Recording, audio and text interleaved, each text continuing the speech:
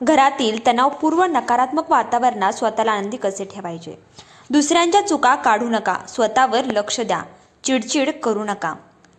कारण आपण सगळे जग जरी फिरून आलो तर आपल्याला परत घरातच यावं लागतं. जगातील आनंद हा कायमस्वरूपी नसतो, तर घरात मिळणारा आनंद, समाधान हेच कायमस्वरूपी असते. पण अलीकडच्या कलियुगामध्ये घरातील प्रत्येक सदस्यांमध्ये काही ना काही अनबन सुरूच असते. घरातील लोकांमध्ये एकोपा राहिलाच नाही. प्रत्येकावर काही ना काही जबाबदाऱ्या असतातच. प्रत्येक व्यक्तीचा स्वभाव हा वेगळा असतो. काहींना आर्थिक अडचण असते, तर काहींना नातेवाईकांचा त्रास असतो, तर काही लोकांना घरातल्या घरातच लोकांचा त्रास असतो, तर काही लोकांना बाहेरच्या लोकांचा त्रास असतो. त्यामुळे ते सतत घरामध्ये चिडचिड करत असतात. घरातील वातावरण सकारात्मक असेल तर घरात खूप छान वाटते आणि तेथेच जर कुटुंबातील एखादी व्यक्ती सतत चिडचिड करत असेल तरी घरातील वातावरण नकारात्मक होते. पण असे कोणतेच कुटुंब नाही की ज्या कुटुंबामध्ये वादविवाद नाहीत. प्रत्येकाच्या घरामध्ये प्रत्येक स्वभावाची व्यक्ती आढळते. प्रत्येकाचा स्वभाव वेगळा असतो, मते वेगळी असतात. त्यामुळे घर म्हटलं की भांड्याला भांडं लागणारच. तरी याच नकारात्मक वातावरणामध्ये सतत आपण टेन्शन घेऊ नका. आणि आपण जर सतत टेन्शन घेऊ लागलो तर आपले मानसिक आरोग्य कधीच चांगले राहणार नाही. वातावरण कितीही गढूळ असले तरी स्वतःच्या मनाला समजून आपले मन शांत करून आपले आयुष्य शांत जगता आले पाहिजे. यासाठी आपल्या स्वभावामध्ये काही बदल करण्याची गरज आहे. घरामध्ये किंवा इतर कुठेही नकारात्मक वातावरणामध्ये स्वतःला आनंदी कसे ठेवायचे, स्वतःच्या मनाला समजूत कशी घालायची, तेच आपण या व्हिडिओमध्ये पाहूया. पहिला मुद्दा म्हणजे रागराग करू नका, चिडचिड करू नका. घरात सतत वाद होत असतील आणि घरातील वातावरण आनंदी नसेल तर आपले मन खूप उदास होते आणि ज्या वेळेला आपल्या मनात प्रसन्नता नसते त्यावेळेला समोरची व्यक्ती आपल्याला सहज जरी काही बोलली तरी त्या व्यक्तीचा आपल्याला राग यायला सुरू होते. पण एक गोष्ट लक्षात घ्या, रागामध्ये आपण चांगल्या गोष्टीसुद्धा बिघडून टाकतो. त्यामुळे घरामध्ये जर तणावपूर्ण वातावरण असेल तर शांत राहणे अतिशय चांगला उपाय आहे. तर समोरचा व्यक्ती चिडचिड करत आहे म्हणून आपण देखील त्याच्यासमोर रागाने भांडणच करत राहिलो तर घरातील वातावरण कधीच चांगले राहणार नाही आणि तुम्ही कधीच आनंदी राहू शकत नाही. त्यामुळे रागराग करणे कधीही व्यर्थच आहे. समोरच्या व्यक्तीचा जरी तुम्हाला राग येत असेल तरी तुम्ही शांत राहा, कारण रागाच्या भरात दिलेले उत्तर नंतर तुमच्या अंगलटी येऊ शकते. रागामध्ये आपण समोरच्या व्यक्तीला वाटेल तसे बोलतो. कधी कधी आपल्या तोंडून चुकीचे शब्द निघत असतात, कठोर शब्द निघत असतात. या चुकीच्या शब्दामुळे आपली नाती तुटत असतात आणि नंतर पश्चातापाची वेळ आपल्यावर येते. त्यामुळे ज्या वेळेला तुम्हाला राग येतोय त्यावेळेला तुम्ही शांत राहा, त्या रागाला नियंत्रित करा. जर तुमच्या रागावरचे तुमचे नियंत्रण सुटले तर नुकसान तुमचेच होणार आहे आणि तुमच्या या रागराग करण्याच्या स्वभावामुळे घरातील प्रत्येक व्यक्ती तुमचा रागराग करायला सुरू करेल आणि तुम्हाला कधीही घरामध्ये प्रसन्न वाटणार नाही. तर तुमच्या स्वभावामध्ये राग न करण्याचा बदल करून घ्या. ज्याही वेळेला तुम्हाला राग येईल त्या वेळेला मोठा श्वास घ्या. स्वतःशी बोला की तू जर या क्षणाला रागराग केलास तर पुन्हा तुलाच पश्चातापाची वेळ येणार आहे.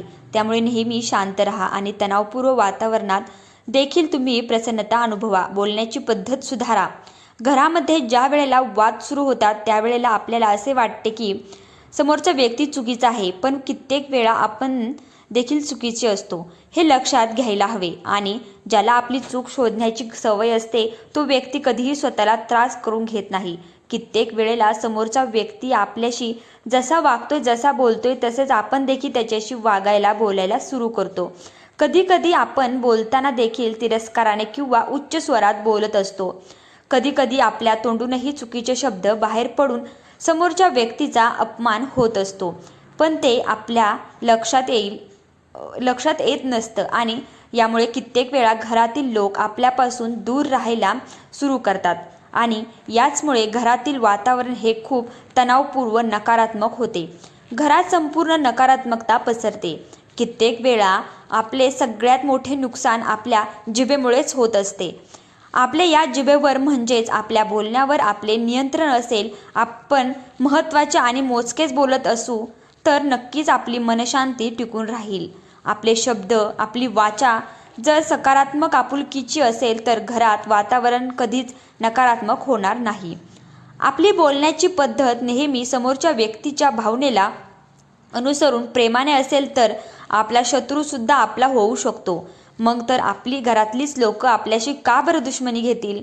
घरातील वातावरण तुम्हाला सकारात्मक ठेवायचे असेल, सर्व सदस्यांना एकत्र ठेवायचे असेल तर समोरच्या व्यक्तीच्या भावना समजून घेणे गरजेचे आहे. ती व्यक्ती कोणत्या कारणाबद्दल चिडचिड करत आहे किंवा वाद घालत आहे हे समजून घ्या आणि त्या व्यक्तीचा राग शांत होऊ द्या आणि मगच त्या व्यक्तीशी तुम्हाला काय वाटते ते बोला. या पद्धतीमुळे कुटुंबातील कोणत्या सदस्यांमध्ये कोणताच गैरसमज किंवा वाद निर्माण होणार नाहीत. समोरचा व्यक्ती आपल्याशी कसा बोलतोय वागतोय यापेक्षा आपण कसे बोलतोय वागतोय याकडे जास्त लक्ष द्या. तुम्हाला तुमच्या मनाची शांती टिकवून ठेवायची असेल, नेहमी आनंदी राहायचं असेल तर तुमची बोलण्याची पद्धत नेहमी सकारात्मक आणि मायाळू असावी. सतत दुसऱ्याच्या चुका काढू नये. समजा आपले एखाद्याशी भांडण झाले तर आपण त्या व्यक्तीच्या चुका काढायला सुरू करतो, पण टाळी एका हाताने कधीच वाजत नसते. काय हो, फक्त समोरची व्यक्ती चुकते का? तर नाही, आपल्या हातून देखील काहीतरी चुकत असेलच. बघा, एखादी व्यक्ती मुद्दामूनच आपल्याला त्रास देत असेल तर त्याच्या चुका काढणे साहजिकच आहे. पण घरातील प्रत्येक व्यक्ती आपल्याला मुद्दामून त्रास देते, आपल्याशी मुद्दामून अशी वागते असं नाही ना. आपण त्यांच्याशी काहीतरी चुकीचं वागत असू हे लक्षात घ्यायला हवं. तुम्हाला जवळच्या व्यक्तीला जपायचं आहे तर समोरच्या व्यक्तीच्या चुका काढणं कमी केले पाहिजे. कधी त्यांची चूक तर कधी आपली चूक झाली असे मनाला समजून सांगितले पाहिजे. माणसाचं कसं असतं, आपल्या चुका झाकायच्या आणि दुसऱ्याच्या चुका ह्या वाकून बघायच्या, तर हे चुकीचं आहे. सतत दुसऱ्याची चूक काढून आपल्या हातूनच कधी चूक होईल हे कळणार नाही. दुसऱ्यांच्या चुका काढण्याच्या सवयीमुळे आपल्याला जास्त त्रास होऊ शकतो. त्या चुका काढण्याच्या सवयीमुळे समोरची व्यक्ती आपल्याशी कधीच चांगलं वागणार नाही आणि आपल्या या सवयीमुळे आपल्या घरामध्येही प्रसन्नता येणार नाही, कायम तणावच राहील. तर बघा, दुसऱ्याच्या चुका काढण्याच्या वेळ वाया घालवू नका. नेहमी तणावात राहून आपलं कधीच कोणतेही चांगले काम होऊ शकणार नाही. त्यामुळे आपल्या चुका काढा, त्या सुधारण्याचा प्रयत्न करा आणि स्वतःच्या व्यक्तिमत्त्वावर लक्ष द्या. तुम्हाला काय करायचं आहे त्याकडे लक्ष द्या. तुमचं ध्येय निश्चित करा आणि त्या ध्येयासाठी तुम्ही स्वतःच्या चुका काढा आणि त्या सुधारण्याचा प्रयत्न करा.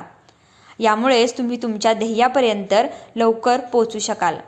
आपल्या स्वभावामध्ये बदल करून सर्व गोष्टी व्यवस्थित होत असतील तर बदल करणे कधीही उत्तम असते. आपण जर समोरच्या व्यक्तीच्या चुका काढत नसू तर समोरची व्यक्ती देखील आपली चूक काढणार नाही. त्यामुळे घरातील वातावरण नेहमी आनंदी राहण्यासाठी, स्वतःला आनंदी ठेवण्यासाठी समोरच्या व्यक्तीच्या चुका काढणे सोडून द्या. हा व्हिडिओ तुम्हाला आवडला असेल तर नक्की लाईक करा, शेअर करा आणि तुम्ही चॅनलला अजूनही सबस्क्राईब केलं नसेल तर नक्की एकदा सबस्क्राईब करा. धन्यवाद.